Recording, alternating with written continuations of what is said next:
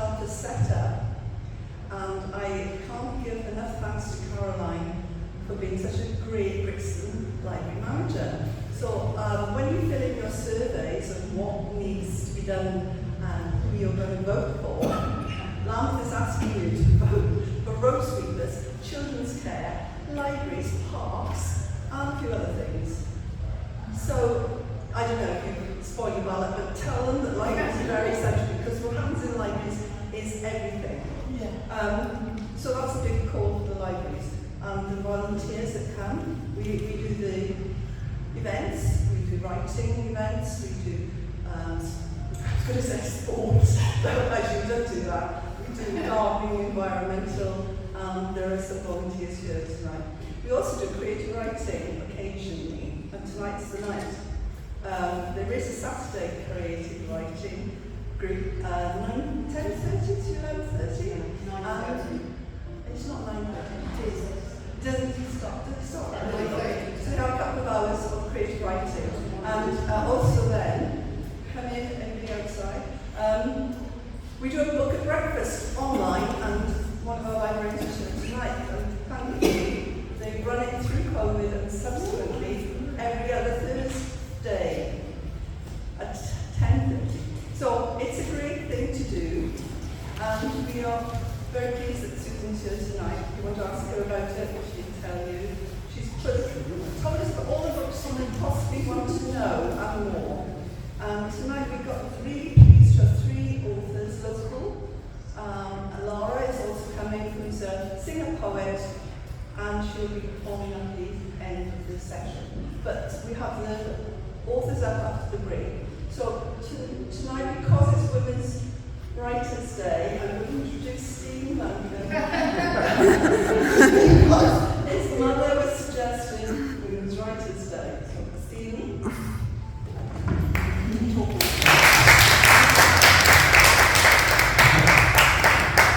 Thanks, Marilyn. Well, this is basically, my own excuse for being here is I'm channeling my mother, Beata Duncan, so I think I can come and stand on the stage. My mother Beata Duncan was, my late mother Beata Duncan was a poet, and did a lot of performance of her work in North London. So she was quite successful in North London, and organised a lot of poetry readings in libraries, clubs, out in the street, that kind of thing. And not long before she died, when we were discussing her work, she talked about the whole business of there being a lot more coverage for women. And so I said, well, what do you mean? She said, well, let's have a women writers' day. So I said, fine. So this was some years ago. So in a sense, this is an outcome of what she wanted. So when Meredith, the publisher of her last book, Forgive Me, Virginia, when we were discussing the promotion of this book, we thought, okay, let's really investigate what Women Writers' Day might be about. So we had a look online. There's nothing online that suggests that in the UK there is such an event, such a day. But there is one in Spain. And I think basically the focus is on creative writing rather than life writing or other kinds of writing. And the day in Spain, Women Writers' Day in Spain, is the first Monday after Santa Teresa of Avila's Day, which is I think the 14th of October. And she's the saint of those who have been overpassed or who have been missed out.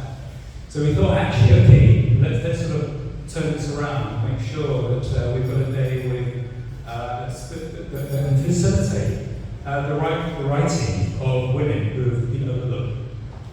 And I think that Meredith felt that Diana's work had been very much overlooked in the same way because she was a woman, and I think Beata felt the same thing here with her own work. So this is a day of celebration of the work of women. Meredith, do you want to do your... Shall I go ahead? Yeah? Okay, right. So the 3 books that my mother published, Burning Blues, Breaking Glass, and this book, Forgive Me, Virginia, really spanned her life. Her first decade in Berlin, where she was born, Burning Blues. Her second decade as a refugee Spirits of the Bliss, which is Breaking Glass. And then this book, Forgive Me Virginia, which sort of spans her time from the war up to her book of the years that she died in 2015, which is 93. So there's pretty wide span of her life that she talked about. So in a sense, she's also sort of writing and talking about a historical period as well, from 1920, 21, which is born, right through to when she died. The night before she died, she was still talking to me about her writing. So it's this fantastic sort of span of creative writing life. So Forgive Me Virginia is really from that 1950 to the present, and features all sorts of different phases of her life. She talks, and we divided these sections up into 8, 9, 10 sections, trying to sort of explore different themes in her life. So for instance, she talks about depression in one section. She talks about her research on Virginia Woolf, which she did at one point. She talks about sleep in another section. And in another section, she talks about what it's like to be 90 in NW3, 93 in NW3. And so I'm going to start off by just reading a few of these poems.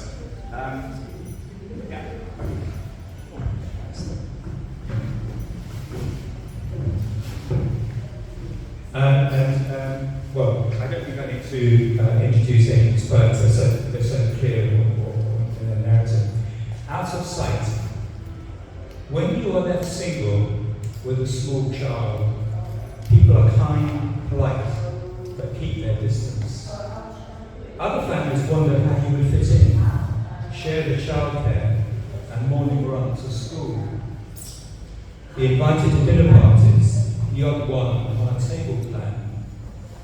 After all, you might be there to steal someone's husband, make another family single. It could be your own fault. In the winter evenings, after listening with Mother on the radio, I play the piano for my son, trip away with the notes, sing for him the folk songs and nursery rhymes he likes. The neighbours hear me play, they know I am single, will think I play as a siren, though I am out of sight.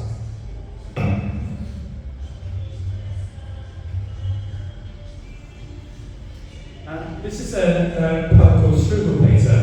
You'll guess who it's about a teenage boy. Struwwelpeter is a sort of German myth about a young man whose hair keeps growing and is never cut, whose nails keep growing and is never cut. There's a sort of mythic creature which I think we're all familiar with. My son has now turned into a strange creature. How did I give birth to this Struwwelpeter? He refuses to cut his hair, now longer and thicker than any woman or man, this shock-headed Peter. He leaves it to spread as a tree, branches bouncing in the wind, back home for a late party. He has the beginnings of a beard. The unshaved shadow around his mouth is just absurd. Some cut nails, long as talons. Is this the arrival of a bird? I'm just relieved he's out when my friends arrive for tea. His multicoloured jacket and necklace of shell and bee. A bird skull, a patch of herbs. He's become a peddler, a bard, a songster of birds, a travelling troublemaker. Oh, why can't he trim his mane a little, to a nice shape? Why can't he scrub his nails a little, just for my sake? He saunters home to his room at 3 a.m, calmly smoking a cigarette, tells me his latest story. A jazzy poem he has heard, or a shaman he has met, tapping his pointed shoe to a silent rhythm, a beat. Mr. Tambourine Man, a young girl, nice and fair, will arrive in your life and cut off all your hair.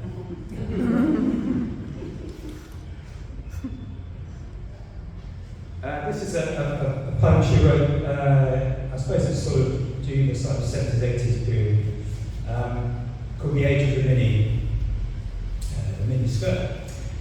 Here in the age of risk, of fun, of geometry, of new sounds, spirits and light, spinning lights, the decade of rising heads, Our Mary Quant tells us to be optimistic, exuberant, young and flirty. To be tall and turned with a new Mary Quant, to be optimistic, exuberant, young and flirty. Squares of a chessboard, the mirrors of a boutique, madam, this only comes in black and white. Have I the figure? Could I get away like my lodger with her endless legs? And velvet mini, a new young chap every week, if my hemline rises above the knee. I prefer the swider skirt, but we'll try the squares of the chessboard again. Rising and falling hems and thick eyelashes, as long as my boy doesn't laugh or cry. Oh, something halfway down the thigh. Well, what am I afraid of? Don't I want to be optimistic, exuberant, young and flirty? I can still hear MQ declare, shorter, shorter.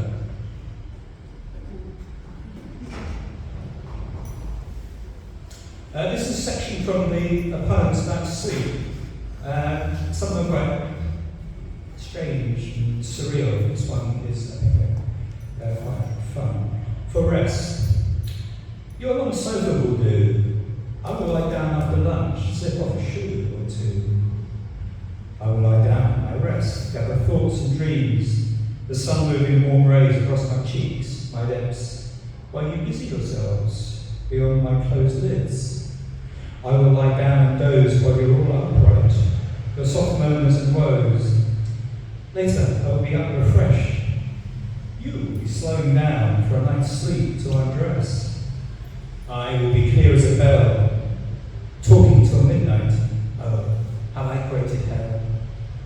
Slipping on my shoe, I promise to finish the washing up. The morning will do. That's the her